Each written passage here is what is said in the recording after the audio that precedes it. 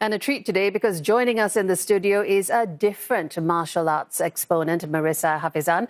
She made history in Bangkok last week, winning the SEA Games gold medal in the women's kumite 55 kilograms event. Now her victory marks the first gold in karate for Singapore in 32 years. So welcome, Marissa. Congratulations, first of all. And you've just broken the drought, a 3-decade drought. How does that feel? I feel really honored to have broken the drought. I feel a lot of joy and pride in contributing in my country's history for karate. So, yes, very honored. Very honored. Okay, that's a good way of describing it. But I'm wondering, what has the reaction been from the karate community, the larger community in Singapore, who have been obviously, striving to reach this goal? I've received a lot of congratulations from coaches, athletes, and it was just overwhelmingly positive, and I'm just so honored to actually be looked at by these people and a bit, how can I say this?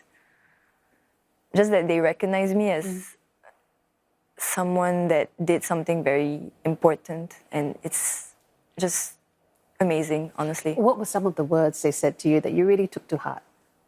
A lot of people told me that they were proud of me. They said congratulations. They said that I made my country proud, and that's really priceless to me. Yeah, I can understand that.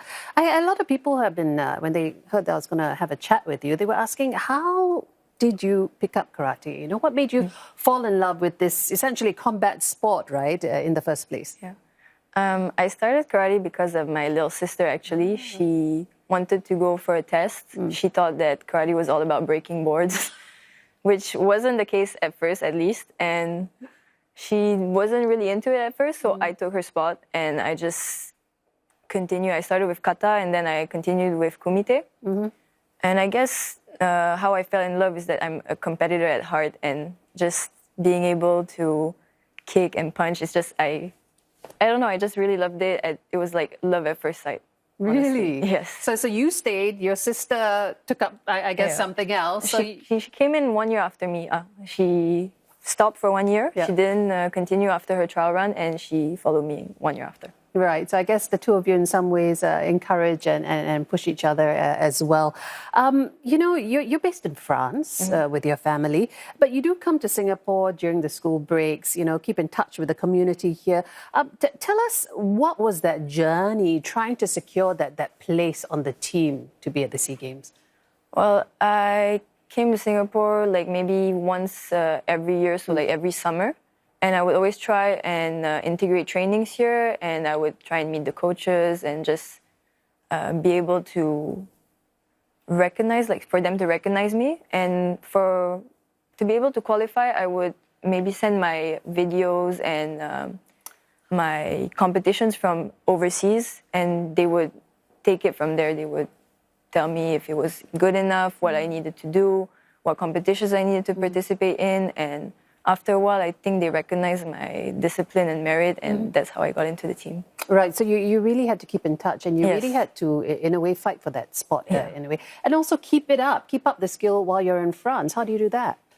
I train in Paris in a club called Évry-Courcouronne, and we participate in a lot of competitions. I participate in French Cups, individual and teams. So what French Cup is a bit like the national competitions here, also like the national championships. So it's equivalent a little bit. Yeah. So if I perform there, then I can send it to them, and they will